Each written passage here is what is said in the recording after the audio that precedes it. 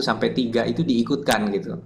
Nah, saya waktu itu sebenarnya ranking 2 di kelas, bukan ranking 1 gitu. Tapi diikutkan dan surprisingly justru pas di kompetisi Swatladan saya malah terus maju ke babak berikutnya jadi juara satu se-Jakarta Timur dan terus jadi juara satu se-DKI Jakarta waktu SMP. Nah, dari situlah kemudian saya punya portofolio untuk kemudian menjadi apa berangkat mengikuti beasiswa ASEAN Scholarship di Singapura. Dan diterima kemudian by chance kemudian saya ditaruh di sekolah yang namanya Raffles Institution. Mungkin ada yang tahu di Singapura Raffles Institution. Itu sekolah yang di alumnusnya tuh Lee Kuan Yew salah satunya. Lee Kuan Yew. Nah, eh, di situ saya punya pengalaman bersekolah di luar negeri on my own gitu ya. Kalau saya waktu kecil pernah ikut, kebetulan ayah saya dulu ketua PPI di Australia. Waktu itu, waktu beliau ngambil S2 dan S3 di University of New South Wales. Nah, ya saat itu tentunya kita ya berpikir career itu ya corporate career gitu ya. Rata-rata kita berpikir bahwa karir itu adalah di organisasi yang memang meritokratik gitu, teknokrasinya tuh utama gitu, teknokratik bahkan meritokratik dan technocratic organization gitu. Jadi what you learn at school matters a lot in what you're doing gitu. Nah, dan saat itu kemudian tapi yang menarik saya tuh sebenarnya anak science ya. Tetapi waktu itu kemudian saya sangat fascinated dengan economics waktu itu. Nah, karena saya fascinated dengan economics, akhirnya saya memutuskan untuk mengambil jurusan economics. Di situ saya mengatakan ayah saya cukup demokratis lah gitu. Padahal dia civil engineer dari ITB. Nah, tentunya pasti punya ekspektasi anaknya ya jadi engineer juga, tapi ternyata beliau kasih saya kesempatan untuk pursue a degree in economics gitu. Tapi karena memang DNA-nya science, ya akhirnya saya S2-nya larinya lebih ke macroeconomics yang lebih banyak kuantitatif. Waktu itu sebelum Granger dapat Nobel Prize in Economics, saya pakai Granger Causality Test untuk tesis S2 saya untuk melihat dampak kebijakan fiskal terhadap economic growth dari zaman Soekarno sampai zaman Bu Mega atau SBY waktu itu gitu di tesis saya tahun 2004. 2004 masih Mega Bu Mega, belum Pak SBY baru jadi presiden. Nah, kemudian saya ngambil PhD saya makin ini lagi geographic economics. Jadi banyak sekali menggunakan mathematics untuk menggabungkan spatial analysis dengan economic analysis. Jadi bukan hanya linear modeling tapi juga spatial modeling. Jadi kita sudah mulai bicara mengenai spatial analysis dan ya tetapi kemudian setelah saya ambil PhD waktu itu memang saya determine sekali karena saya baca buku yang ditulis oleh Sumitro Djoyadikusumo. Buku itu Pak Sumitro Djoyadikusumo adalah ekonom terkenal sekali di Indonesia dan beliau sekolah kalau nggak salah di Belanda waktu itu dan lulus PhD umur 24, 25, atau 26 gitu. Dan saya determine waktu itu I have to become a younger PhD graduate daripada beliau gitu. So I decided to saya memutuskan untuk harus mengambil jalur di mana saya bisa lulus muda. Nah, jadi waktu flashback lagi ke zaman saya di Singapura waktu itu saya memutuskan untuk mengambil SAT2 College Board Test. Kan kita tahu SAT1 itu banyak diambil. SAT1 kan hanya math sama language ya gitu. Tetapi kalau SAT2 itu subject based. Jadi saya ambil physics, saya ambil math sama satu lagi ambil English writing. Nah, ternyata tiga subjek ini saya kebut belajar sendiri selama 3 bulan. Saya datang ke public library di Singapura. Saya coba kemudian ambil ujian nekat waktu itu. Ujiannya saya ngambilnya di Jakarta di JIS ngambil SAT itu. Well, karena memang belajar sendiri limited time ya hasilnya ya nggak excellent tapi it's quite good to get me by into a decent university di Amerika gitu. Dan waktu itu saya determine untuk saya harus cepat lulus, saya nggak bisa ikut sistem Singapura yang berjenjang gitu. Bayangkan kalau di Singapura saya harus nambah 2 tahun junior college, 6 bulan harus nunggu transisi dari lulus junior college sampai masuk kuliah, kapan saya bisa mencapai apa yang saya harapkan. Jadi waktu itu usia saya saya determine itu awal-awal 2000. Jadi usia saya waktu itu masih lahir 18, masih 15 tahun ya. gitu.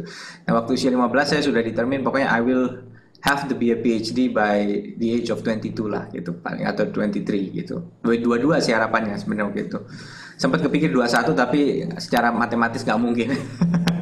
Nah, terus habis itu kemudian saya menggunakan nilai SAT itu untuk apply ke salah satu university di Indiana. Tapi saya tahu I don't have the funds, the money to go there gitu. Jadi ternyata saat itu saya juga sebagai anak ABG waktu itu punya growing pains juga lah. Saya teman-teman waktu saya di Singapura saya sekolah di sekolah asrama boarding school laki-laki semua gitu ya. Sedangkan teman-teman saya yang di Jakarta di Indonesia tuh ya lagi seru-serunya lah menikmati masa-masa SMA.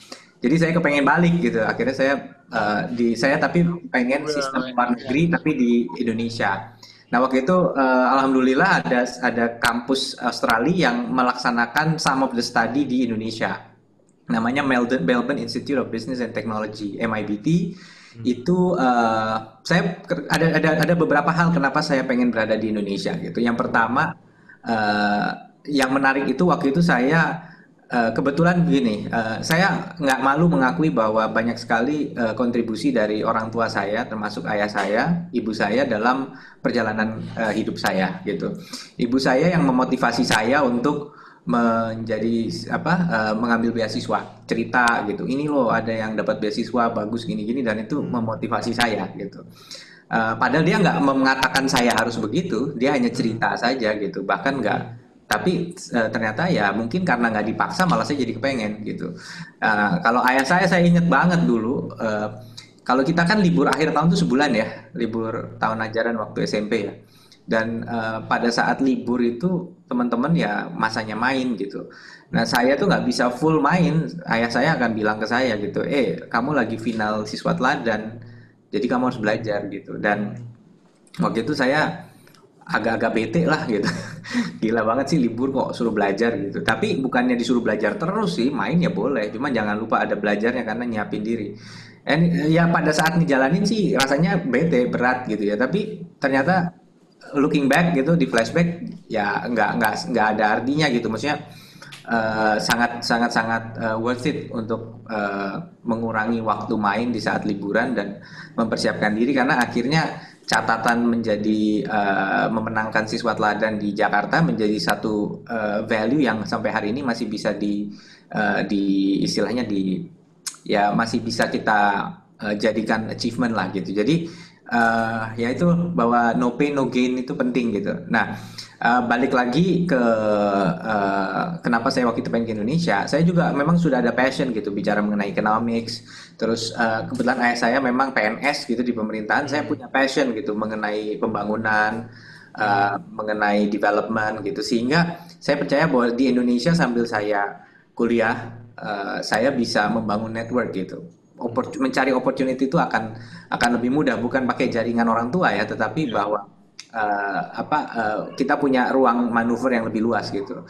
Dan waktu itu sambil kuliah saya kemudian part time bekerja di Ogilvy Public Relations, sebuah perusahaan PR yang kliennya itu waktu itu contohnya Ford. Jadi Ford itu waktu itu sekarang udah nggak ada lagi. Tahun 2001 tahun 2000 ya 2001 waktu itu Ford itu berubah image-nya dari taksi menjadi mobil eksklusif. Waktu itu mungkin masih ada yang ingat double cabinnya Ford itu Ford Ranger tuh sempat ngehits banget ya di 2001 ya. Nah, itu ada kerjaan PR untuk merubah image Ford sebagai mobil taksi menjadi mobil yang berkelas gitu. Nah, itu saya punya pengalaman. Kerjaan saya sederhana, cuma media monitoring doang. Bacain berita, terus menganalisa, bukan menganalisa, membuat summary dalam bahasa Inggris, kemudian mengkategorikan itu. Tetapi kemudian saya dapat kesempatan lebih untuk ikut melakukan analisis. Jadi kita menganalisa berita tentang Ford sendiri, berita tentang competitor, berita tentang industri. Jadi saya cukup mendalami. Habis itu saya dapat kesempatan untuk handle klien lain, misalnya ada Citibank, ada kalau nggak salah waktu itu apa lagi ya, Monsanto dan sebagainya gitu. Nah, itu lumayan dapat uang jajan juga.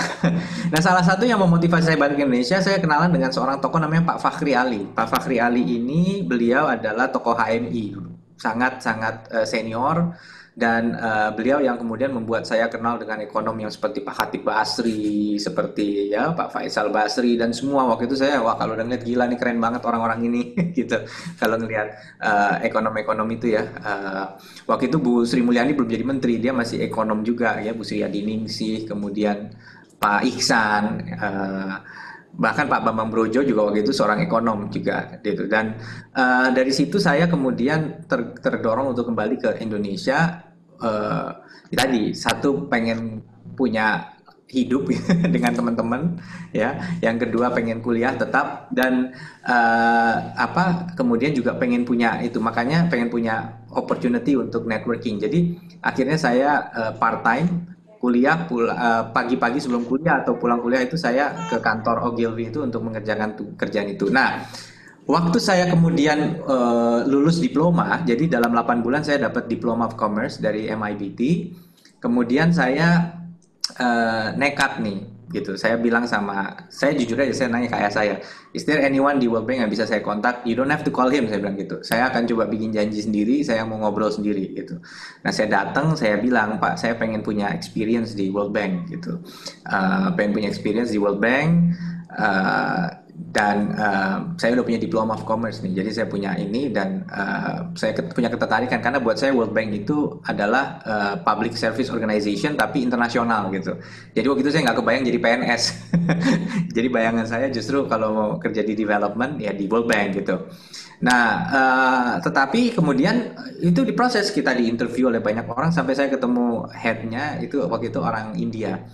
Dan it went well gitu. Kemudian saya dipanggil kedua kalinya. Tapi pas dipanggil kedua kalinya dia bilang saya gitu headnya, I'm sorry, I mean how old are you katanya. Saya bilang I'm 17 gitu. I'm surprised gitu. I thought you actually are much older gitu. Dalam hati saya muka gua tua kali ya. Gitu. Nah, terus ternyata I'm really sorry katanya karena we cannot contract you because by ILO kita nggak bisa employ anyone underage gitu. So you are too young to be working with us gitu. Terus oke, ya, a rule is rule kan. Terus saya balik nemuin orang yang saya temui pertama ya. Kemudian saya cerita, Pak, ya udah dikasih tahu nggak bisa. Ya udah nggak apa-apa lah gitu. Kamu ya udah fokus aja nyelesain your undergraduate degree. Waktu itu saya lanjut ngambil program di University of Wales. Jadi ada twinning gitu. Kita bolak-balik ngerjain di UK sama di Jakarta. Jadi dia namanya twinning program gitu. Nah, tapi kemudian saya bilang sama beliau yang di World Bank itu, Pak, what if you don't have to give me a contract? Saya bilang gitu. What if I can work here without a contract? Dia bilang, how do we pay you? Saya, I don't need to be paid. Saya bilang gitu. Saya cuma perlu pengalamannya. Loh, terus kalau kamu nggak dikontrak, nggak dibayar, terus how do I apa? How do I get you to be committed gitu ya? Gimana kamu bisa komit dengan kerjaannya? Saya bilang, what do you have to lose? Iya kan? Iya, iya. What do you have to lose gitu? You have nothing to lose. Ya juga ya kata dia. Ya udah, akhirnya oke, datang ke sini minggu depan. Saya datang, oke, di atas sudah disiapin. Bayangin udah disiapin meja khusus buat saya di kantor World Bank. Anak 17 tahun. Bangganya bukan main, nggak dibayar padahal, tapi dikasih meja khusus, dikasih responsibility ini baca semua buku ini, project completion report di World Bank. Baca semua PCR ini, kemudian analyze what went well, what didn't go well, Iya. dan bikin resumenya. Oh, saya lalap semua, saya baca gitu. Kemudian dia kasih challenge lagi. Bisa nggak kamu bikin sebaran? Bikin apa geographic distributionnya seperti apa gitu dari project-project World Bank di Indonesia.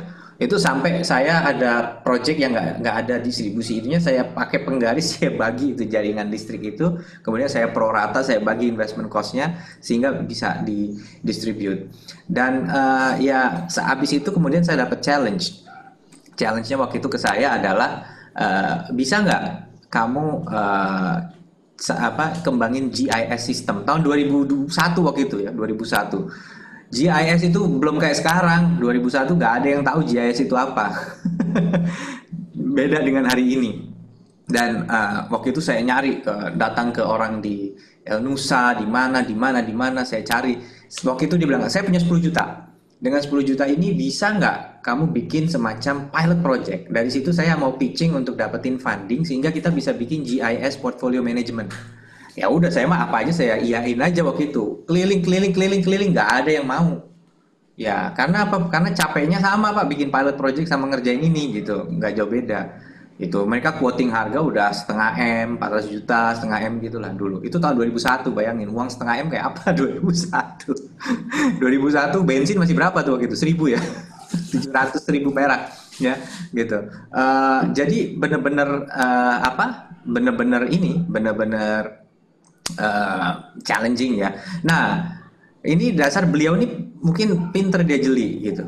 Coba Mil, kamu pergi ada nih konsultan yang lagi ngerjain GIS di Kementerian Pendidikan. Temui mereka. Terus bilang, mereka mau nggak bikin workshop? Buat siapa? Buat kamu. Jadi uang ini saya pakai untuk bayar mereka untuk ngajarin kamu. Oh iya. Terus namanya kita solidarity, saya ada teman kuliah orang India. Ikutan yuk. Saya di World Bank kita belajar GIS sama-sama gitu. Padahal India kan paling jago IT ya. Saya belajar GIS bareng teman saya India. Terus ada satu lagi diikutin gitu, lebih senior, jauh lebih senior, dia udah konsultan di World Bank. Saya masih istilahnya anak magang lah gitu ya. Itu umur 17 mau 18 waktu itu. Nah, kemudian kita dilatih. Nah, saya biasanya kalau anak habis itu misalnya jam-jam istirahat gitu, teman-teman ini kemudian akan pergi ke yuk yuk yuk kita kongko dulu, makan dulu, apa dulu gitu ya. Saya enggak, saya malah ngulik di situ. Saya tanya, ini gimana sih cara programmingnya? Kan kita pakai coding waktu itu kita pakai Map Info, jadi bahasa programmingnya Map Basic waktu itu. Saya coba gitu ngulik sendiri. Nah, dalam waktu seminggu kita dilatih. Toto dalam seminggu saya sudah bikin pilot projectnya sendiri. Karena saya ngulik terus gitu, saya bikin terus. Akhirnya saya bilang, Pak, udah jadi nih pilot projectnya nih gitu. And I knew I realized he knew it from the start gitu. Dia tahu bahwa kalau saya disuruh latihan gitu, pasti saya bisa bikin, pasti akan mau bikin gitu. Jadi akhirnya jadilah pilot project itu. Gitu. Pilot project itu jadi, kita kerjain, kemudian habis itu wah happy banget saya gitu. Terus akhirnya saya belajar bagaimana matangin pilot projectnya. Bukan hanya pilot projectnya akhirnya. Programnya itu seluruh provinsi sebarannya itu udah lengkap karena itu kan cuma connect Microsoft Access ke Map Basic untuk nampilin itu GIS langsung gitu. Oke itu. Jadi udah jadi semua. Nah, cuman memang mungkin menunya mau ditambah apa itu yang harus ada sedikit more kompleks lah. Nah, habis itu kemudian saya sudah berpikir, oh, I'm gonna have a permanent position nih sekarang karena ini udah ada nih sistemnya gitu. Nah, waktu itu tuh saya udah mulai dikasih duit, Pak. Jadi ada juga sebenarnya strategic spending untuk ngasih semacam uang saku gitulah gitu. Bukannya nol nggak ada sama sekali, adalah kayak mereka punya budget yang nggak yang off contract yang bisa dikasih. Nah, kemudian saya berpikir oke, ini saya akan punya something permanen. Kaget mungkin kalau teman-teman tahu apa yang terjadi. Justru sama yang pimpinan yang ngasih saya kesempatan develop itu, dan saya paparan di depan semua tim World Bank waktu itu. Nah, pas saya paparan di depan semua tim World Bank itu, justru dia bilang, oke, now it's time for you to go. Hah? Maksudnya, ya udah, kamu jangan di sini terus, kamu harus grow, you have to grow bigger than what you do now gitu. Wah, saya depresi waktu itu, gila. Setelah saya ngerjain ini, saya malah out gitu loh. Padahal saya berharap punya something more permanent di World Bank gitu setelah ngembangin project itu.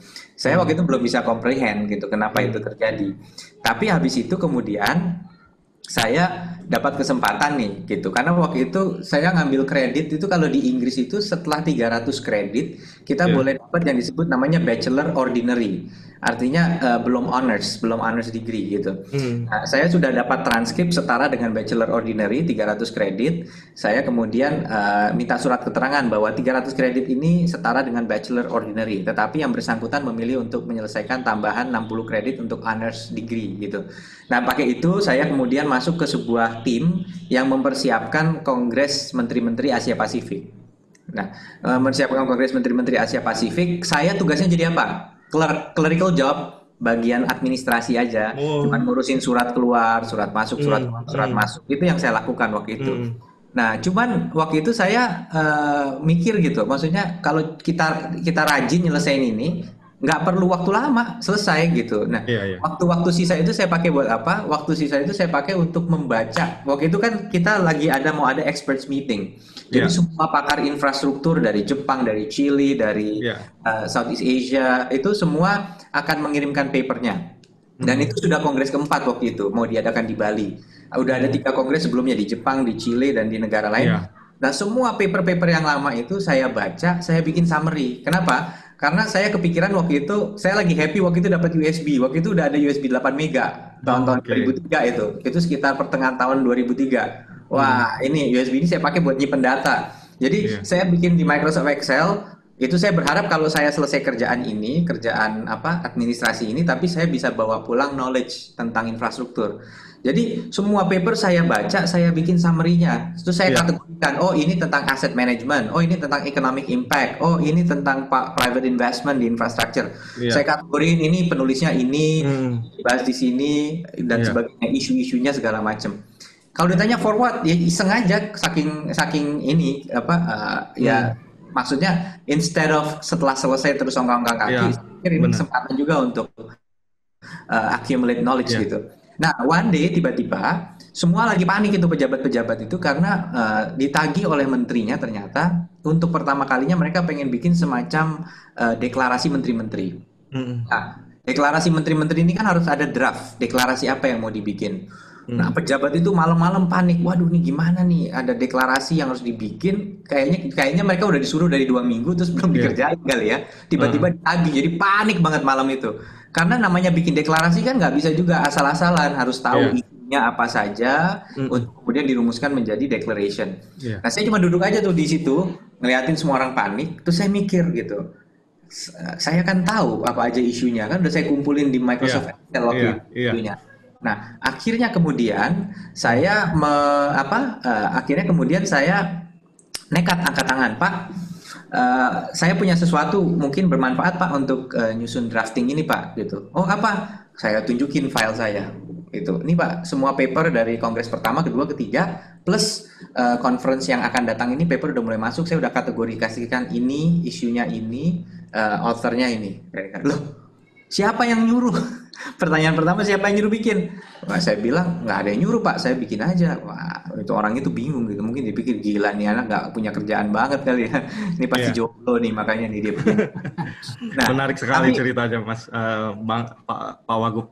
Wagub, ini maaf ini karena kita terbatas waktunya, saya diingatkan oleh oh sampai jam 5 ya Pak Wagub. Pak Wagub nanti ada agenda berikutnya katanya dari oh asisten Pak Wagub. oke oke. Nggak kalau Iya. gitu saya coba Eh, wrap up bagian sini dulu Oke, sedikit. oke, oke, oke. Jadi Eh, yang sebenarnya apa yang ingin saya sampaikan. Jadi ya, tadi dari cerita tadi ya. begitu pada saat saya menunjukkan apa namanya file itu, Hmm, akhirnya kemudian saya pindah dari tim administrasi ya. menjadi tim substansi. Saya bareng sama guru besar Hmm, dari ITB, dari UI, dari UGM.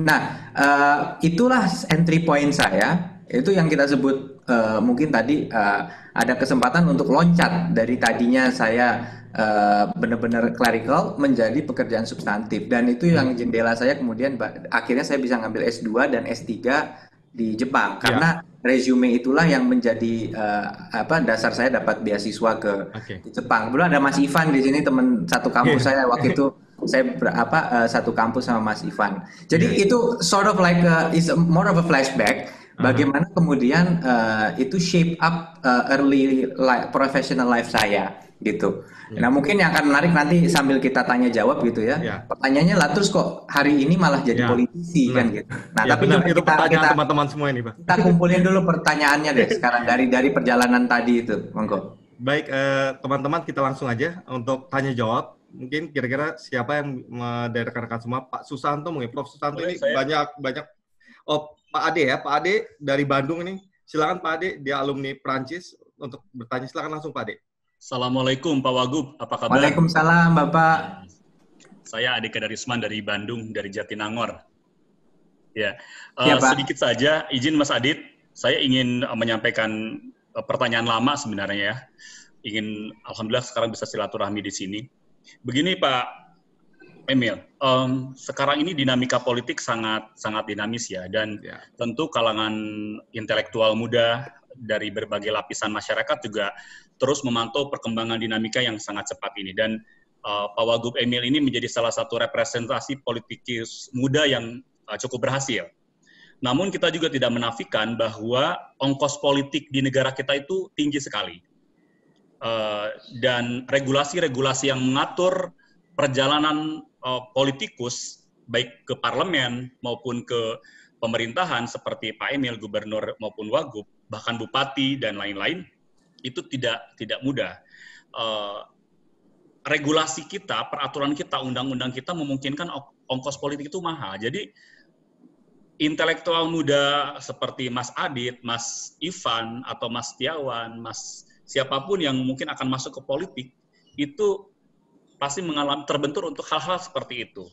Nah, upaya-upaya apa sebenarnya yang mungkin sedang dilakukan oleh Mas Emil sekarang untuk memberi jalan bagi para intelektual muda atau siapapun juga untuk masuk ke ranah politik dengan tentu dengan, kan tidak mungkin hanya modal idealisme saja, semangat saja, gelar doktor saja, tetapi kan ada aspek pendanaan yang juga kita tidak bisa menafikan bahwa itu penting. Mungkin mohon izin kalau Pak Emil kan memiliki juga latar belakang yang tentu banyak berbeda dengan pada umumnya yang hadir di sini tanpa mengecilkan arti ya. Tetapi kita ini fakta real. Sementara untuk merubah bangsa ini kan juga perlu diisi oleh orang-orang baik, orang-orang dengan semangat yang tinggi, orang punya idealisme. Tetapi seringkali orang-orang tipe seperti ini memiliki keterbatasan secara ekonomi begitu. Nah, sementara infrastruktur politik kita di negara kita ini belum sampai ke sana gitu. Nah, bagaimana ini upaya-upaya ke depan, karena kita menitipkan juga spiritnya kepada orang-orang seperti Mas Emil yang sekarang duduk di pemerintahan dengan akses politiknya yang tinggi untuk membuka jalan baik dari sisi undang-undangnya, peraturannya, infrastruktur politik, regulasi di internal politik, sehingga orang-orang seperti yang memiliki idealisme tetapi juga secara finansial, ekonomi juga sangat terbatas bisa masuk ke wilayah-wilayah yang sekarang digeluti oleh Mas Emil. Saya pikir ini saya percermati kendalanya sekarang seperti itu. Ya. Terima kasih. Baik, silakan Pak Wagub bisa langsung direspon, Pak. Pertanyaan yang sangat penting gitu, dan aspek yang sangat penting terkait ini politik. Banyak yang bilang harusnya orang kalau jadi pejabat harus udah kaya, jadi nanti pasti nggak korupsi gitu. Gitu ya. Padahal ya kalau orang itu orientasinya uang ya tetap aja kemana aja dicari gitu. Mau dia udah kaya yang pengen ditambah gitu.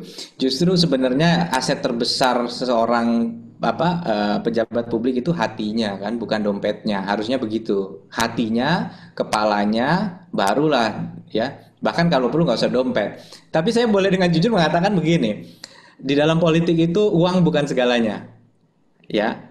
Tetapi nggak punya uang pasti kalah. Udah, saya jujur aja, bener, ya. Jadi bukan uang terbanyak yang menang, tapi nggak punya uang pasti kalah. Karena ada minimum cost yang harus dikeluarkan untuk kemudian bisa ini. Saya pun makan tabungan akhirnya waktu itu untuk maju di Trenggalek, dan ya saya juga bersyukur bahwa, tapi begini, makanya saya ngomong ada juga sedikit alasan takdir ya. Saya akan sedikit cuma cerita kenapa situasi saya berbeda dan menguntungkan saya, tapi saya lebih banyak ingin menekankan tanggung jawab yang tadi Pak sampaikan terkait saya sudah duduk di sini, saya punya tanggung jawab moral untuk buka jalan. Nah, saya cuma pengen cerita sedikit, memang kasus saya beda, tapi saya ingin menjelaskan bahwa saya menang bukan karena modal, tapi karena begini, satu waktu itu memang muncul tokoh Ridwan Kamil, Bima Arya, kan gitu ya, Pak Jokowi. Orang-orang yang kita yakin mereka nggak naik karena mereka punya modal gede. Gitu. Bima Arya, doktor dari ANU. Kang Ridwan Kamil, arsitek lulusan Berkeley, gitu ya. Kemudian ada arsitek juga jadi wali kota Makassar, ya Pak Dani Pomanto. Ya kemudian Pak Jokowi juga kita tahu very humble origin dan kemudian beliau bisa jadi. Nah, waktu itu tiba-tiba politik itu goyang gitu. Orang mencari wajah baru. Orang mencari figur baru gitu. Nah, kemudian akhirnya saya dilihat begitu. Tapi mohon maaf, saya harus akui ada satu faktor yang menjadi X faktor gitu. Salah satunya mohon izin, istri saya kebetulan public figure Nah, ini menolong saya waktu itu. Saya nggak nyuruh orang cari istri lain ya di sini ya, mohon maaf. Dia ngomong gitu bukan. Ini juga takdir masalahnya. Tapi istri saya public figure itu sangat mengangkat gimmick politik waktu itu di saya gitu. Nah, kedua waktu saya maju di Trenggalek, memang saya punya latar belakang keluarga yang mengakar di sana. Dari kakek saya itu memang seorang takmir masjid ya, guru agama yang kiai-kiai di sana tuh dulu belajar agama, belajar itu dari kakek saya. Ayah saya waktu beliau menjadi PNS banyak sekali ingat sama kampung halaman dan banyak membangun bantu. Sehingga itu menjadi modal politik untuk maju gitu.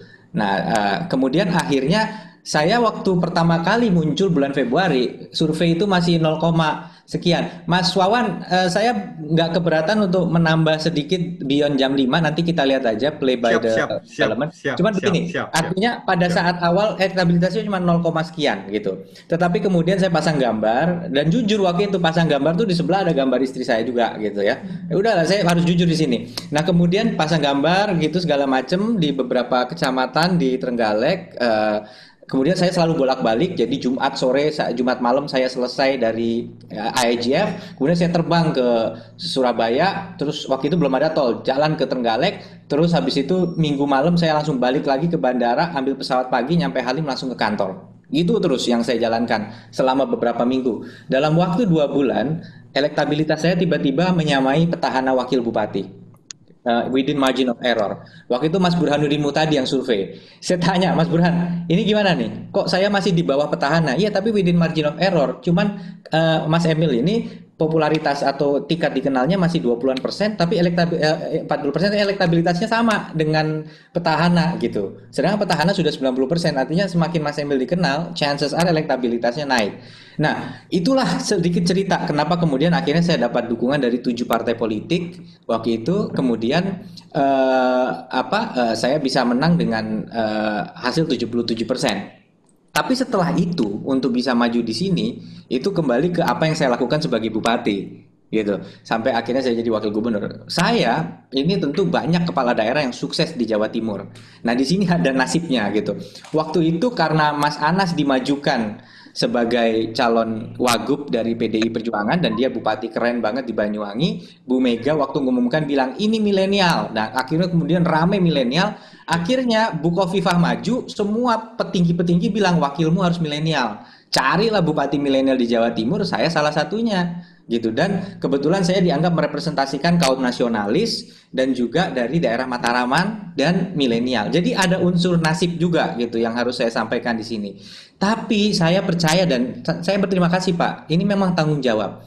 Nah, one thing yang memang harus kita bangun adalah electoral basis gitu. Nah, sekarang memang sebenarnya partai politik itu memang harusnya membangun kaderisasi bagi semua elemen sebenarnya. Kalau kita lihat gitu ya, saya nonton film drama Korea tentang politik, namanya Chief of Staff. Di Chief of Staff itu orang yang mau maju menjadi congressman atau assemblyman, itu dia berawal menjadi staff, chief of staff, kemudian assemblyman. Jadi ada karir untuk kemudian partai menominasikan dia sebagai calon. Nah, disinilah sebenarnya saya melihat bahwa peran partai politik sebagai kaderisasi jadi penting untuk kemudian membangun jalur bagi seseorang untuk masuk ke politik. Maka etika politik ini yang harus kita bangun bersama. Nah, selama ini kita kadang-kadang alergi berpolitik. Saya baru sadar begini. Kalau misalnya ada pembangunan jalan, kita tahu jalan itu penting. Terus didemo oleh 3 orang atau didemo oleh 100 orang karena ada satu rumah yang nggak mau geser atau ada satu warung yang akan digusur, kemudian mereka demo. Most likely yang akan komen itu adalah orang-orang yang setuju dengan demonya. Kadang-kadang. Nah, yang nggak setuju itu biasanya diem. Padahal mereka sadar jalan ini penting, bendungan ini penting, apa ini penting. Mereka akan diam karena apa? Ini yang kita sebut silent majority. Jadi bahwa masyarakat ini rata-rata belum begitu melihat peran aktif politik. Ini mulai muncul sih pada saat muncul kepemimpin seperti Pak Jokowi yang juga punya presence yang cukup sangat baik ya di mata publik. Akhirnya kalau ada yang mengganggu polisinya dan dianggap polisinya itu baik, mulailah ada yang bersuara. Walaupun hari ini ada yang bilang itu beneran suara masyarakat atau buzzer. Ya, itu silakan dianalisa, itu butuh satu sesi sendiri Mas Aditya, Mas Wawan untuk itu buzzer apa enggak. Jadi begini, saya cuma pengen nyampaikan Hari ini saya agak khawatir tapi di satu sisi, alhamdulillah, dengan adanya media sosial, dengan adanya media elektronik, sebenarnya barrier to entry-nya jadi makin kecil untuk orang itu dikenal. Bayangkan, sekarang aja untuk di YouTube, sekarang seorang artis tidak perlu stasiun TV untuk menjadi beken.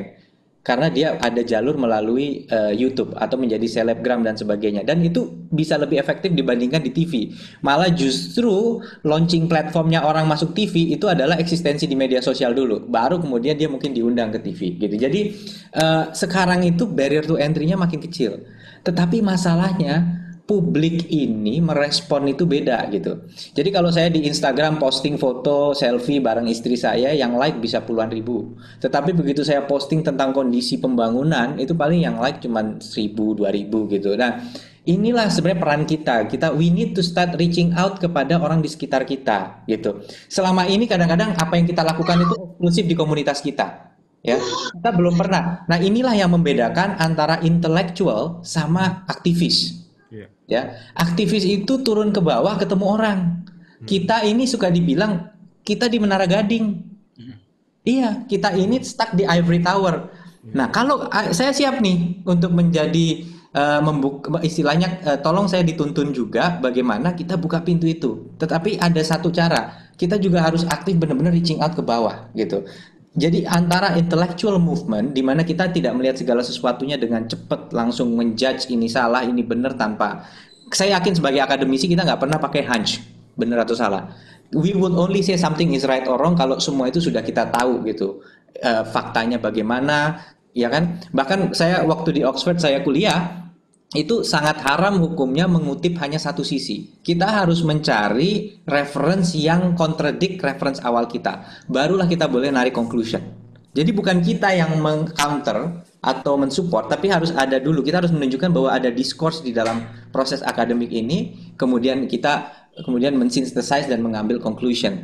Dan ini menjadi sangat-sangat penting gitu ya, apalagi qualitative research ya, karena kalau qualitative research itu kan tentunya memang sangat subjektif terhadap pandangan dari author gitu. Dan kita harus bedah author ini punya sejarah nulis apa pandangannya selama ini. Oh, author ini tuh 10 paper sebelumnya itu selalu begini view-nya gitu. Nah, the excellence in academic sebenarnya sangat bermanfaat gitu. Banyak yang bilang, aduh kalau pemerintah ini dosen itu kadang-kadang nggak membumi. Saya nggak setuju. Sebenarnya critical framework sebagai contoh tadi saya baru di grill dalam tanda kutip oleh KPK. Kayak gimana sih sistemnya menyusun bansos di Jawa Timur? Kalau saya orang politik, gampang aja Pak. Bagi rata aja bansos itu dari bupati ini dapat sekian itu berdasarkan, kalau nggak berdasarkan kedekatan politik, ya sudah dibagi rata aja biar nggak ada yang marah. Atau berdasarkan proporsi jumlah penduduk. Tapi ternyata Kementerian Sosial itu membagi bansos selama ini itu berdasarkan survei angka kemiskinan yang ternyata bervariasi di tiap kabupaten. Sehingga saat ini karena pandemi COVID-19, justru yang tadinya nggak miskin kan menjadi miskin dan nggak ada di datanya Kementerian Sosial. Maka kita harus melakukan analisis. Satu, bahwa kita harus melihat mana saja area-area gap yang sebenarnya belum terisi oleh Kementerian Sosial. Yang kedua, kita harus ambil data BPS yang menunjukkan sektor apa saja yang terdampak dan kemudian kira-kira berapa pekerja di sektor itu. Nah, kita melakukan analisis ini, kemudian saya paparkan di depan guru besar Airlangga dan Brawijaya, mereka kasih masukan terhadap formulanya, dan kemudian akhirnya formula ini kita sempurnakan. Pembagiannya berdasarkan formula itu. Dan ada juga yang nanya, ini nggak fair nih, angka di sini kok tinggi, sini rendah. Ini kabupaten yang lebih miskin, kenapa dapatnya dikit? Ya karena yang miskin udah lebih banyak dibantu Kemsos. Kalau saya bagi-bagi APBD provinsi berdasarkan preferensi politik, saya akan gagal menjangkau masyarakat yang sebenarnya terdampak pandemi dan belum tertolong. Nah, keberanian politisi mengambil technocratic decision akan menentukan kemajuan bangsa kita. Dan sulit sekali kalau kita nggak punya critical mass. Jadi hari ini a lot of decisions itu didrive dari political sentiment yang belum tentu sejalan dengan technocratic decision. Yeah. Nah, ini kesempatan kita memang. Kita menyebutnya silent majority. Patron politik hari ini kebanyakan dikuasai oleh mereka yang reaching out ke masyarakat. Ya, jadi ada tokoh-tokoh, dia punya pengikut. Nah, kemudian pas pilkada begini Pak Ade, dia akan datang nih. Saya pernah ngalamin, Pak Emil, saya sudah bikin mobil saya stikernya ada gambar Pak Emil. lagi-lagi sama istrinya dipasang, istri saya juga dipasang gitu. Sampai orang bingung yang maju Emil apa istrinya gitu. Nah, tapi kemudian habis itu tiba-tiba saya dibawa proposal, Pak ini biaya untuk tim. Tolong setujui. Saya bilang gimana? Kok tiba-tiba minta biaya? Saya nggak pernah minta in first place. Terus tiba-tiba saya diancam sampai akhirnya dia bikin manggil media, dia robek stikernya dari mobil. Ya, nah ini bahayanya patron-patron politik ini punya pengikut. Nah, kita harus merubah patron politik dari mereka-mereka yang memang mau hidup dari situ menjadi patron politik yang memang punya prinsipal, punya intellectual rights gitu. Nah, menarik nih model politik di Singapura. Saya kemarin berangkat ke Singapura bareng diundang oleh Deputy Prime Minister waktu itu Rising Scholarship namanya RI Singapore Fellowship itu bareng sama beberapa gubernur dan wali kota juga. Jadi di Singapura itu ada Meet the People session. Seorang anggota DPR itu seminggu sekali dia harus bikin Meet the People session. Nah, saya datang ke satu ada HDB flat kan di sana ya. Di bawah tuh ada ruang pertemuan. Itu udah ada anak-anak muda. Anak-anak muda bawa laptop semua. Terus kayak orang konsultasi gitu loh. Jadi ada mungkin 100 orang gitu. Mungkin ada 20 table. Saya tanya ini siapa anak-anak muda ini? Ini volunteer. Volunteernya People Action Party di Singapura. Jadi PAP itu sudah punya volunteer-volunteer. Loh, volunteer ini kamu kalau siang kerjanya apa? Oh, saya programmer. Oh, saya investment banker. Lah terus kenapa kamu masuk ke politik? Gitu. Loh, ya ini calling saya pengen serve the people. Nanti masukan ini akan saya rekap, kalau bisa dijawab, kalau enggak kita akan perjuangkan di parlemen. Jadi yang duduk di situ bukan orang yang hidup dari situ, tapi volunteer. Dan ini yang luar biasa, bayangkan Singapura gitu. Jadi yang duduk di situ ya punya master's degree dari NUS, bahkan dari Amerika, dari UK, tapi mereka masih mau volunteer malamnya untuk partai. Sedangkan kita mau volunteer untuk partai, langsung dicap lah kita ini partisan. Ini yang kacau gitu. Begitu kita ikut sebuah partai, ikut kegiatan partai, langsung nggak boleh lagi kita langsung di-cut pasti. Nah ini yang nggak benar gitu. Negara ini harus membuka ruang untuk kita juga punya interaksi dengan partai politik. Jangan malah dibilang, ih payah lu ngapain ikutan partai politik gitu. Kayaknya tuh ini banget. Nah ini yang kelihatannya harus kita benahi segera bersama-sama. Bagaimana kita membangun patron-patron baru gitu. Dan ini bukan proses yang cepat tapi bisa kita bangun. Kira-kira itu Pak Ade yang bisa. Saya rasa ini perlu sebuah session khusus. Siap. Yang sangat ini mengenai bagaimana kita bisa membangun sebuah warna politik baru untuk Indonesia. Amin. Baik, terima kasih Pak Wagub. Selanjutnya ada rekan kami, Bapak Willy Sekareja, beliau alumni Leiden dan saat ini sebagai senior manager di Traveloka. Silakan Pak Willy. Terima kasih Mas Wawan. Halo, apa kabar Mas Emil, Mas Wagub, apa kabar? Wah, jadi jenggotan Mas. Wah, udah jenggotan aja. Karena WFH ini Mas. Emil, terima kasih banget. Ini infonya tentang tadi Mas Emil nyebut, Mas Wagub nyebut tentang teknokrat. Nah, saya agak-agak sedikit pengen elaborasi lebih banyak tentang technocracy decision yang mungkin nanti Mas Wagub akan ambil, khususnya di bidang pariwisata nih Mas. Gitu. Di tahun 2019 kan PAD Jawa Timur di bidang pariwisata kan mungkin take sekitar 30% dari APBD Jatim gitu. Nah, kemudian pandemi datang di tahun 2020 ini, ada cara-cara nggak ya yang sudah direncanakan untuk mungkin mungkin nggak langsung mengcover semuanya, tapi bagaimana rebound strateginya untuk mengembalikan PAD Jatim dari pariwisata ini gitu Mas. Langsung saya jawab bahwa silakan, Pak. Pariwisata adalah sektor yang paling terpukul karena pariwisata ini tentu mengandalkan mobilitas. Makanya salah satu yang segera disusun untuk new normal nanti itu adalah tourism. Nah, tourism ini juga macam-macam. Ada tourism yang benar-benar untuk sightseeing, ada tourism untuk services gitu ya. Ada tourism untuk MICE, Meeting Incentive Conference Exhibition, ada juga termasuk event. Nah, ini memang, tapi kita harus pastikan lagi angka tadi ya, apakah PAD, karena mungkin di tingkat kota, di kota-kota tertentu memang pendapatan dia linear dengan tourism gitu. Tetapi kalau di tingkat Jawa Timur kebetulan pendapatan kita banyak linearnya dengan pajak kendaraan bermotor. Cuman GDP-nya memang multiplier efeknya banyak karena begitu ada kegiatan pariwisata maka mobility, transportasi publik, hotel, makanan dan lain-lain itu ada multiplier effect yang cukup tinggi gitu di pariwisata, termasuk industri makanan minuman terdampak positif. Makanya salah satu yang kita dorong memang adalah new normal di pariwisata. Satu yang kita spot Mas, bahwa during the transition period ya, artinya bahkan di saat new normal sambil kita nunggu mungkin ada vaksin dan bisa berhasil mudah-mudahan itu orang mungkin akan awal-awal travelingnya itu mungkin deket-deket dulu, minimal itu karakter masyarakat Jawa Timur. Itulah tempat misalnya Telaga Ngebel di Ponorogo, kemudian mungkin pantai-pantai yang ada di selatan Jawa Timur, itu yang didatengin duluan. Nah, kita lagi coba bagaimana mereka bisa di well equipped. Kita punya program namanya Restart Capital untuk badan usaha milik desa yang ngelola tempat-tempat wisata. Jadi kita kasih modal, angkanya sekitar 50 juta per tempat untuk 100 daerah, ya 100 desa.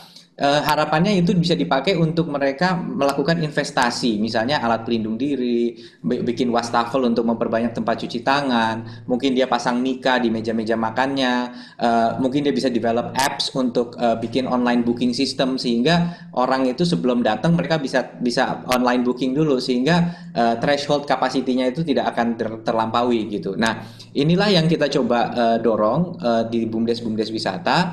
Nah, artinya ini lebih banyak local mobility gitu, local mobility. Nah, mungkin di sini juga Traveloka bisa coba masuk ke grassroots juga, bagaimana platform ini bisa didorong dengan tempat-tempat wisata lokal gitu, karena mungkin belum drive untuk jangka pendek, belum drive air travel secara signifikan, tapi menurut saya in terms of misalnya orang yang mau nginap atau mau hanya sekedar day trip, mungkin awal-awal orang masih banyak day trip dulu, mungkin belum nginap, dia pergi dulu ke dekat-dekat, tapi transition mungkin ke depannya akan ke sana. Saya kemarin baru dapat ini dari BRI, kan saya ngurus perpanjangan kartu kredit, dapat katalog setebal ini, katalognya itu satu pun nggak ada yang bisa dipakai sekarang karena isinya kalau nggak hotel, restoran, wellness.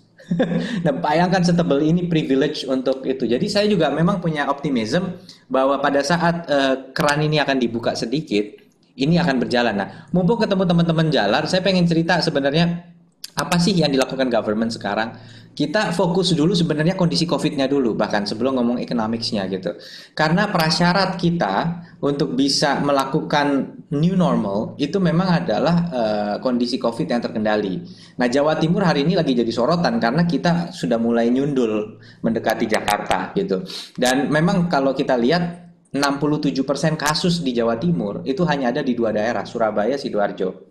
Angka kematian di Jawa Timur 75% hanya ada di 2 wilayah, Surabaya, Sidoarjo. Nah, artinya dari 38 kabupaten kota sangat concentrated di sini gitu. Nah, saking concentratednya sempat ada insiden juga kemarin tuh karena automatically softwarenya ngasih warna mendekati hitam sehingga dipikir kita ngasih nama Surabaya daerah hitam, padahal itu hitamnya munculnya otomatis gitu. Akhirnya kita ya harus minta maaf juga karena sebenarnya itu bukan maksudnya bukan zona hitam gitu, tapi warnanya keluar sendiri cluk gitu. Karena kan pakai algoritma itu yang keluar kan, otomatis dia gradasi warnanya keluar. Kalau udah lebih kasus sekian warnanya merah tua, tapi mungkin karena coloring di layarnya nggak begitu jelas munculnya kayak zona hitam gitu. Kayak darah kan kalau udah kental banget tuh jadinya hitam gitu. Nah, ini yang ingin saya sampaikan, bahwa kalau kita analogikan, pada saat pandemi COVID ini baru muncul di Indonesia awal-awal Maret gitu ya, itu kita ibaratnya kita belum tahu what it is gitu. Kita juga belum tahu sebenarnya sudah seberapa jauh sih COVID itu ada di sekitar kita. Karena kan yang terdeteksi adalah orang-orang yang mungkin punya condition, kemudian mereka ke rumah sakit memeriksakan atau ada hal-hal tertentu, akhirnya terbongkar gitu. Sehingga kalau kita ibaratkan kita lagi nyiram air pakai selang, kita baru sadar tiba-tiba loh kok tiba-tiba selang ini banyak bocor. Begitu kita panik selang bocor, what do we do first? Kita matikan kerannya kan? Pasti itu yang kita lakukan. Nah, sesudah itu untuk mendeteksi bocornya, kita buka dikit kerannya. Untuk mulai ngelihat air itu ngerembes dari mana aja. Terus kita tambelin satu-satu. Gitu, kita tambelin satu-satu ya. Nah, itulah yang kita sebut tadi kemarin, makanya kita mengambil langkah kita mengambil langkah kayak orang bilang PSBB atau work from home, stay at home dan juga beribadah di rumah. Nah, kemudian setelah situasi ini agak terkendali ya, bocor-bocor dari tutup. Nah, bagaimana menutup bocor ini? Satu, kita harus bisa melakukan tracing. Jadi kalau ada kasus muncul, misalnya kita membuka perbelanjaan atau pabrik, kita harus tahu kalau sampai ada satu kasus, bagaimana kita segera melakukan isolasi terkait kasus itu. Yang kedua, kita harus bisa ngetes Makanya sekarang kapasitas untuk melakukan swab testing itu menjadi sangat penting. Karena kalau kita sudah bisa banyak swab, kita awal hanya punya kapasitas 1.000 swab, sekarang sudah di atas 5.000 gitu. Makanya kasusnya naik juga. Karena yang tadinya numpuk-numpuk, akhirnya sekarang bisa kita tes gitu, sehingga akhirnya positif. Tapi 74% survei medis mengatakan mereka tidak merasakan sesak napas. Inilah yang kita sebut orang tanpa gejala. Jadi dia bisa berkeliling tanpa sadar dia tuh carrier, asymptomatic carrier. Inilah yang segera kita bawa. Selama ini begitu orang kena positif ditaruh di rumah sakit yang sama dengan orang yang sesak-sesak gitu. Sehingga dia ditaruh di ruang isolasi, orang sehat jadi sakit, stres. Nah, inilah yang kemudian kita bikin rumah sakit lapangan, kapasitasnya sekitar 500 ya kalau peak. Ini tujuannya mereka di sana itu bukan dalam kondisi kayak rumah sakit gitu, tapi lebih kayak tempat untuk rehab gitu. Mereka bisa ketemu sama orang-orang yang senasib, sama-sama sehat tapi positif. Mereka bisa ngobrol, ada taman untuk olahraga pagi, dapat sinar matahari, dikasih makan yang lebih sehat, nutrisi gitu. Dan mereka bisa ini kemudian nanti segera dites, sembuh boleh pulang. Nah, inilah yang harus dimiliki pemerintah. Karena apa? Pada saat kita mau masuk ke dalam new normal, infrastruktur ini harus jalan. Kalau ada kejadian, bagaimana tracingnya? Bagaimana testingnya? Kalau sudah ketemu tes, mau diarahkan kemana? Asimptomatik ke rumah sakit lapangan, yang punya symptoms ditaruh ke rumah sakit rujukan. Nah, kalau kita sudah bisa melakukan segregasi ini, rumah sakit rujukan nggak akan overwhelm dengan pasien. Dokter, tenaga medis, mereka akan bisa mendedicate lebih banyak waktu konsentrasi. Bed occupancy ratio tidak terlalu penuh, sehingga ada buffer untuk melayani pasien-pasien yang harus dirujuk. Nah, kita sudah mulai ke situ. Kita melihat 3 hari terakhir angka Jawa Timur lumayan. Nggak tahu hari ini gimana angkanya Jawa Timur.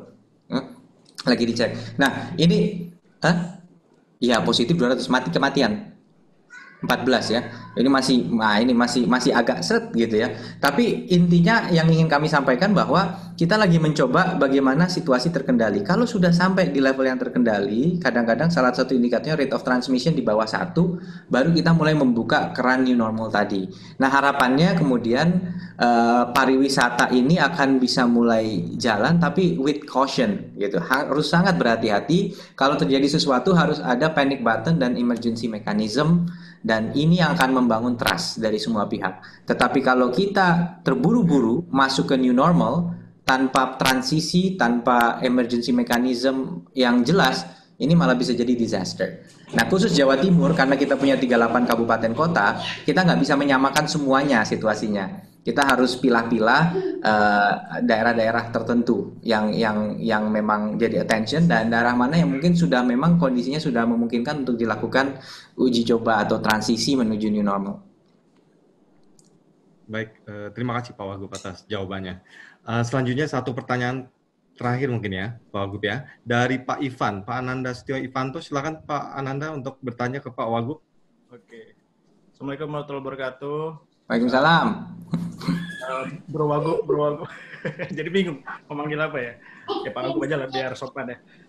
Terima kasih banyak atas kesempatannya dan suatu kebanggaan dan apresiasi terhadap sesama alumni ya. Kita bisa berhasil menjadi salah satu Wagub di Indonesia dan terus sukses buat Pak Wagub. Saya punya 3 pertanyaan singkat sebetulnya.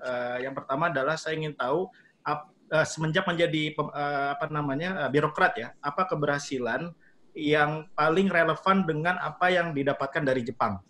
Misalkan terkait dengan agropolitan yang itu adalah disertasi S3-nya Pak Wagub, misalnya apakah memang ada relevansi ke situ?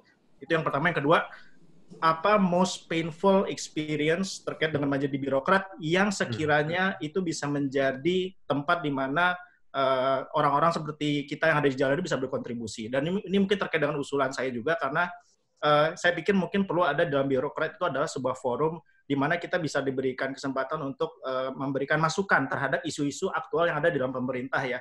Jadi saya mungkin mengusulkan forum-forum seperti ini, mungkin kita bisa adakan time to time supaya juga kita bisa tahu apa sih yang dialami oleh birokrat seperti Bapak, sehingga kita bisa memberikan masukan atau respon mungkin yang bisa memberikan bantuan ya. Yang ketiga adalah dengan pengalaman menjadi birokrat dan kita misalkan melihat ke depan ya, next national leadership di tahun 2024 ya. What do you think a quality of leadership yang dibutuhkan oleh Indonesia dengan kondisi yang kita hadapi saat ini ya, terutama dengan kita ada pandemi, ada resesi, dan juga dengan adanya trade war China dengan Amerika dan lain sebagainya, apa kualitas leadership yang dibutuhkan supaya kita bisa thriving menjadi sebuah nation yang bisa dibanggakan di tahun 2024 nanti. Itu dari saya. Terima kasih Pak Wagub dan sukses terus. And thank you very much for your support. Karena saya lihat Bapak termasuk yang very know what you are doing, and I hope a lot of entrepreneurs get a lot of from your support to bring more investment as much as possible di Jawa Timur. Terima kasih. Baik, silakan Pak Wagub. Ini Pak Ivan ini lagi berjuang bikin hydro di Jawa Timur soalnya bareng Jepang. Ya, tadi harusnya udah dikontak juga sama Bang Jatim tuh. Tadi di rootnya baru saya tanyain lagi. Udah ya? Sudah Pak. Terima kasih. Nah, tapi gini, udah punya PPA juga tuh. Sekalian saya promosiin tuh siapa yang mau join. Udah ada power purchase agreement ya. Ya kita juga berharap gini lah, dengan oil price ini turun, jangan kemudian kita kendor di renewable gitu, karena selalu begitu aja cycle-nya. Harga minyak naik baru mikir renewable, harga minyak turun, kemudian lupa lagi renewable. Padahal saya rasa pandemi ini juga sebuah warning dari alam ke kita gitu, bahwa kita nih ecological footprint-nya sudah terlalu parah.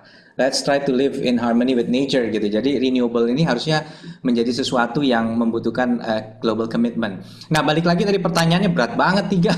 Apa yang di Jepang yang didapat gitu. Pertama saya pengen pengalaman gitu. Waktu saya di Jepang, saya kuliah di kampus yang tidak ortodoks Jepang. Sama dengan kampus yang Mas Ivan pergi.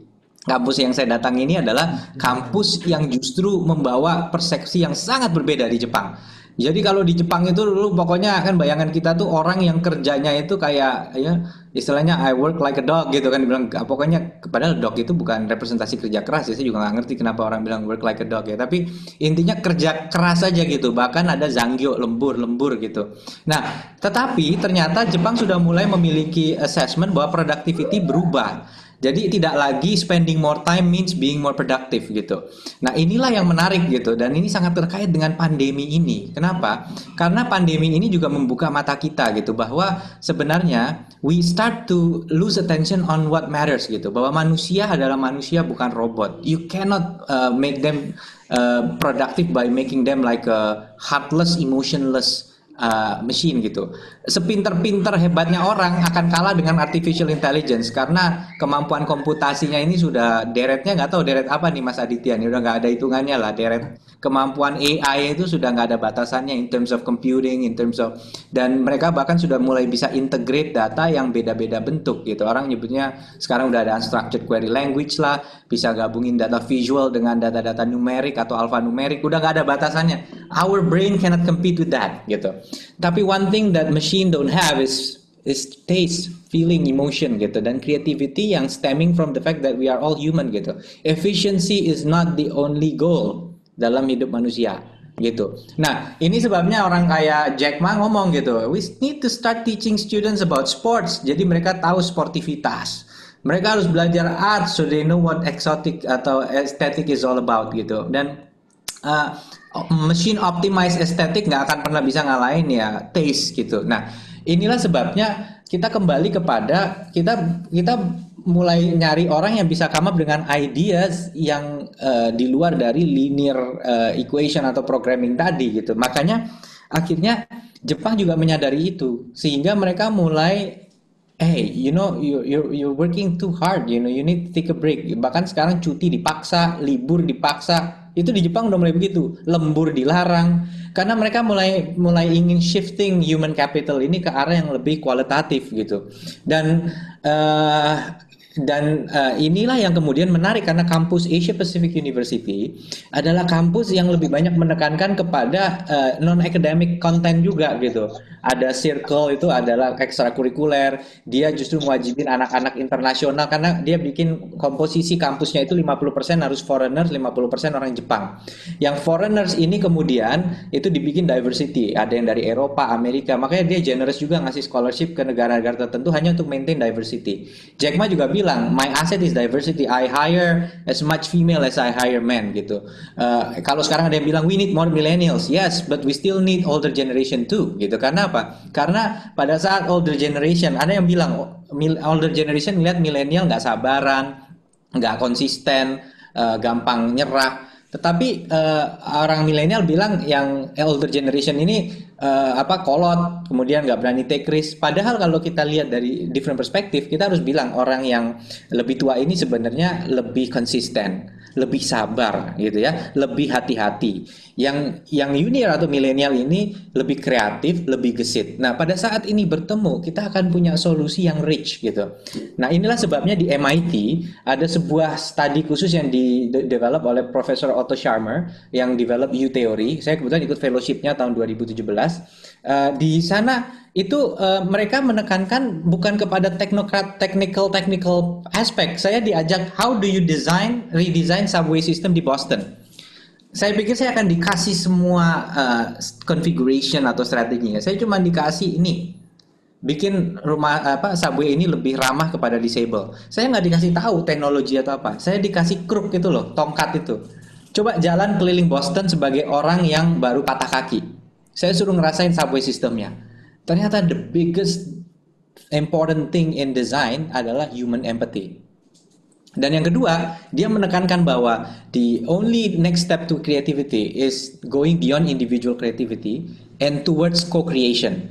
Jadi hambatan selama ini adalah bagaimana 2, 3, atau 4 orang itu melakukan collaborative creativity.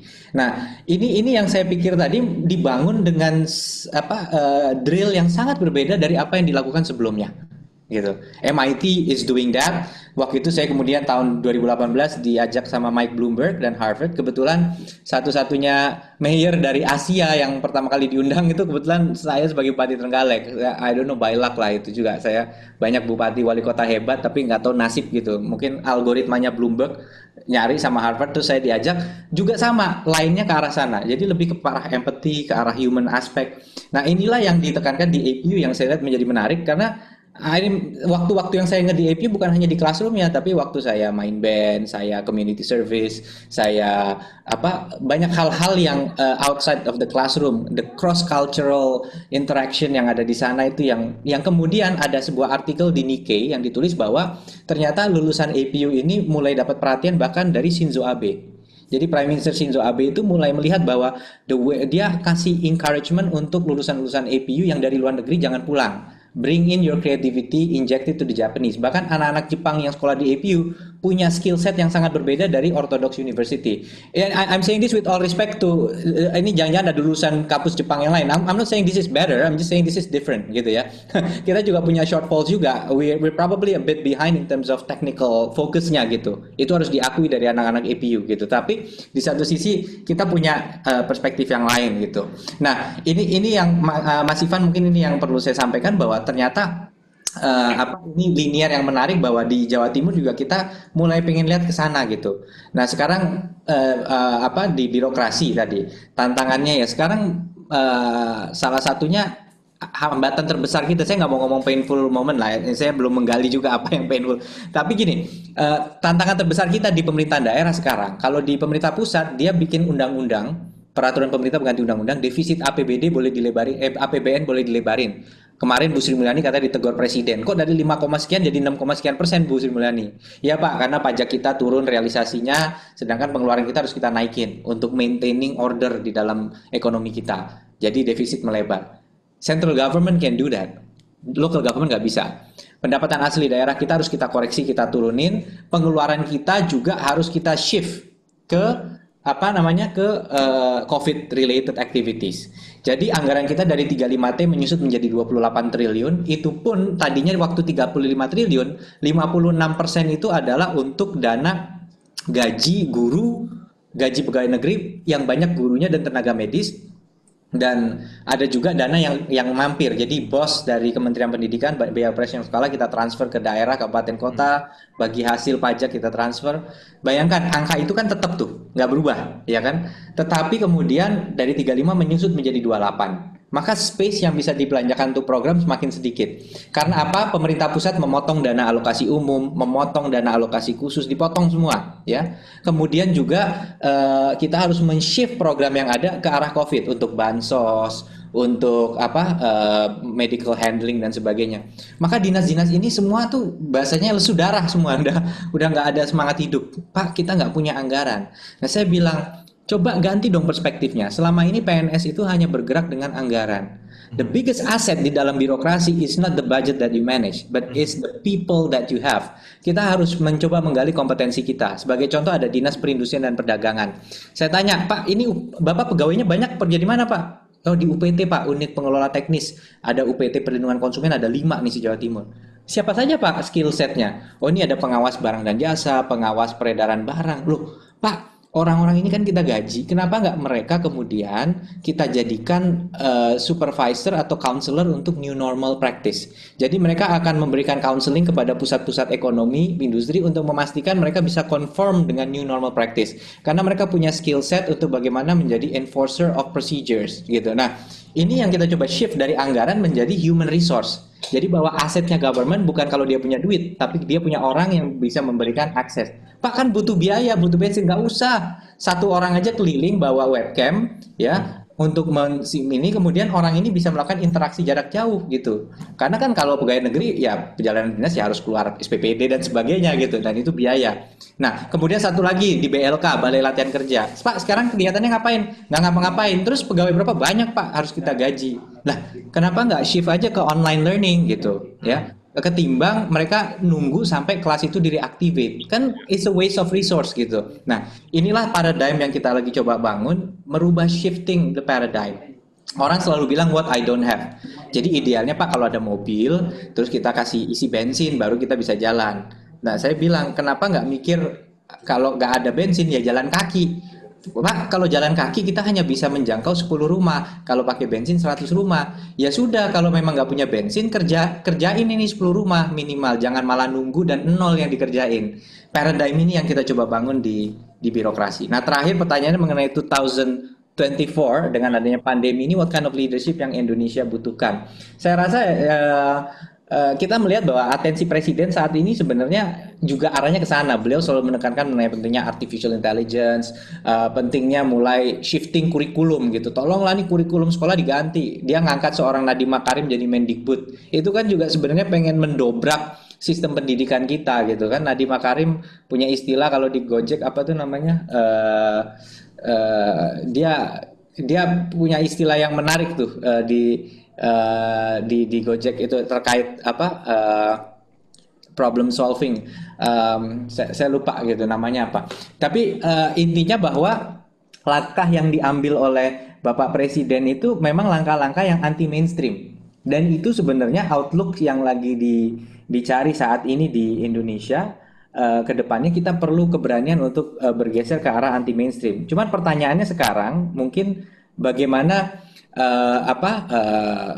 prospeknya di 2024. Apakah kepemimpinan ini ada sesuatu yang harus berbeda, ada yang sesuatu harus berubah, atau kita mencari pemimpin dengan traits yang sama dengan beliau? Ini yang menarik, bahwa kita sendiri juga masih menerka-nerka karena strategi-strategi yang dilakukan oleh Pak Jokowi ini kan tentunya juga semua adalah hal-hal yang belum bisa kita pastikan, tapi beliau berani mengambil perubahan.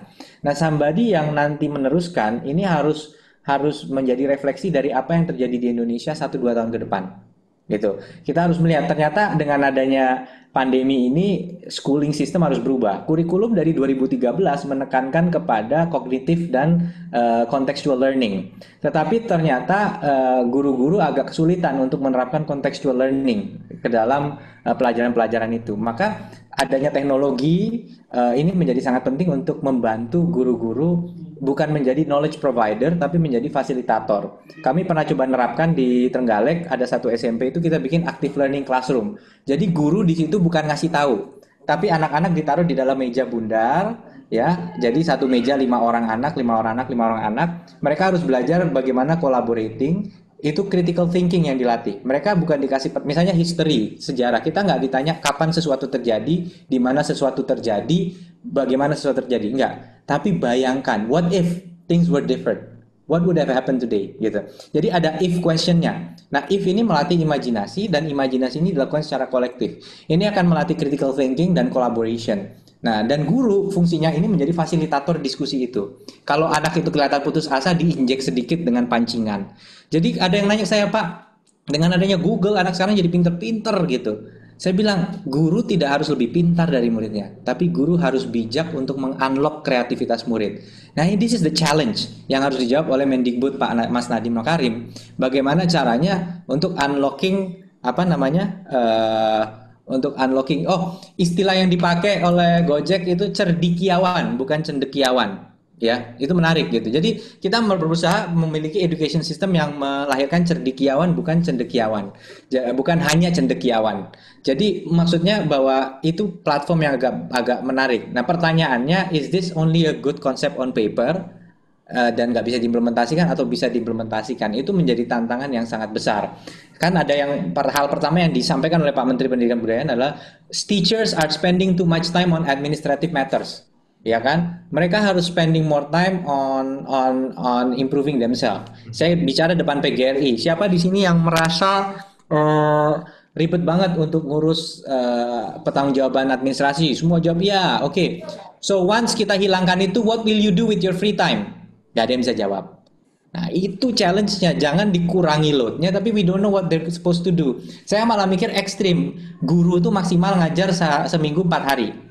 1 hari mereka mungkin ditaruh di coworking space, mereka ketemu sama orang dari profesi yang lain sehingga mindnya itu terbuka gitu. Jadi bukan hanya regurgitating apa yang ada di textbook gitu, tetapi mereka harus bisa menjadi sharing experience, karena guru itu jangan hanya dilihat sebagai provider of knowledge, tapi dia punya personality yang akan mempengaruhi muridnya. Jadi semakin luas mindset dari guru, sometimes side stories within lessons itu yang paling membekas di dalam pikiran kita. Nah, jadi saya pikir untuk 2024 ini akan sangat penting untuk melihat apa yang akan terjadi pasca pandemi ini, karena seluruh dunia juga lagi berpikir. Education system yang dipertanyakan bukan hanya Indonesia, tapi di seluruh dunia juga dipertanyakan bagaimana, kecuali Finland lah, karena Finland memang sudah agak ekstrim mengambil langkah itu. Menghilangkan ujian menurut saya ada pro dan kontranya juga, karena standardization tetap penting gitu, karena kita juga nggak mau orang nggak memenuhi some level of hard work dan results untuk kemudian dia bisa membawa ijazah. Tapi di sisi lain overemphasizing ke situ juga nggak bijak, karena kita harus bisa discover strength dari masing-masing anak didik. Kenapa akhirnya jawaban saya tentang 2024 berkaitan dengan pendidikan ini? Karena memang ini salah satu dari trademarknya Pak Jokowi, bahwa beliau percaya bahwa shifting the paradigm dari human resources ini menjadi sangat penting, karena dia melihat di periode pertama dia sudah bangun infrastruktur gede-gedean gitu, ya kan. Nah sekarang waktunya untuk infrastruktur ini mulai berinteraksi dengan human capital to really bring in economic results. Karena sampai hari ini results dari infrastrukturnya belum kelihatan, kecuali di Jawa Tengah. Karena di Jawa Tengah upahnya masih sangat kompetitif, relatif murah. Upah di sekitar Semarang itu hampir setengahnya doang dari di Jawa Timur. Ya, tetapi karena akses tolnya udah bagus ke Jakarta, udah bagus ke Surabaya, investor pindah ke sana semua. Gitu. Nah itu ada satu results. Nah ini udah mulai kelihatan. Tetapi secara overall terhadap how it drives growth ini masih perlu kita tunggu. Nah ini yang saya pikir untuk 2024 kita harus pay attention, lihat apa yang terjadi 1 tahun ke depan. Kira-kira strateginya sudah bear fruit, dan kalau iya maka kita butuh leader yang punya konsistensi, jangan diubah arah apa yang memang sudah on the right track. Baik, terima kasih banyak Pak Wagub. Ini tidak terasa sudah hampir 1,5 jam kita sharing session yang penuh dengan ilmu, dari ilmu ekonomi, ilmu politik, ilmu bisnis, ilmu SDM, ini full of knowledge. Kita kira ini akan terus berlanjut silaturahmi, inspiring session dengan Pak Wagub. Sebelum saya tutup sesi kali ini, saya persilakan kepada Mas Ahmad Aditya sebagai co-founder Jalar untuk bisa memberikan penutup. Ya, terima kasih sekali lagi Pak Wagub, Mas Wagub, Pak Emil Dardak. Sebenarnya saya dan Rio ini sudah merencanakan waktu silaturahmi untuk bertemu langsung, cuman karena COVID kita belum sempat nampaknya, tapi sekarang insya Allah sudah bisa dilakukan walaupun online. Yang kedua, ini saya dari tadi dapat banyak WhatsApp. Ya, silakan Mas Adit, sorry. Silakan Mas Adit. Alhamdulillah ini banyak yang bilang bahwa sangat inspiring, pembicaraannya sangat terstruktur, bahkan ini juga ada, saya rasa cewek ini yang bilang katanya lebih ganteng aslinya daripada yang ada di Zoom. Tapi alhamdulillah Pak Wagub, saya pikir terima kasih sekali lagi. Sama-sama. Sekali lagi tadi seperti yang disampaikan oleh Mas Ivan, kita sangat ingin membantu secara kontinu, kemudian berkontribusi secara real juga kalau misalnya dibutuhkan. Karena teman-teman Jalar ini alumninya seperti Pak Wagub tahu banyak dari berbagai macam resource dan keahlian yang punya kompetensi juga di bidangnya masing-masing. Jadi kita sangat ingin membantu Pak Wagub sebagai salah satu tokoh panutan milenial kita nih. Karena di generasi PPI kita sepertinya Pak Wagub yang paling leading di depan. Gitu. Wah enggak juga, enggak. Di bidang masing-masing lah, siap. Ya, siap Pak Wagub. Terima kasih atas waktunya semua.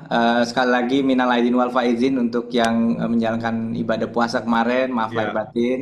Dan jangan sampai terputus di sini silaturahminya. Kita terus apalagi ada PR dari Pak Ade tadi, how to pave the way for more intellectuals untuk masuk ke politik tadi. Siap. Baik, terima kasih banyak Pak Wagub. Artinya kami sangat sungguh mengucapkan banyak terima kasih atas kesediaan Pak Wagub untuk memberikan inspirasi pada kami, dan akan sesuai Mas Adi bilang, kita akan terus silaturahmi dengan Pak Wagub, mungkin bisa terkait dengan kedepannya, terkait 2024 mungkin atau 2000 selanjutnya, Pak. Baik, itu aja dari kami. Mohon maaf jika ada salah kata. Oh iya, foto online dulu. Oke. Foto bersama Pak Wagub. Bersama ya. Gimana foto online ini? Saya foto aja di sini. Kami screenshot, Pak. Oh iya. 1, 2, tangannya mana? 1, 2, 3. Nah, yang karena ini banyak page-nya. 1, 2, 3. Oke. Baik. Terima kasih sekali lagi Pak Wagub. Terima kasih Pak Wagub. Terima kasih, sukses semuanya. Baik, assalamualaikum warahmatullahi wabarakatuh. Terima kasih banyak Pak Wagub. Terima kasih.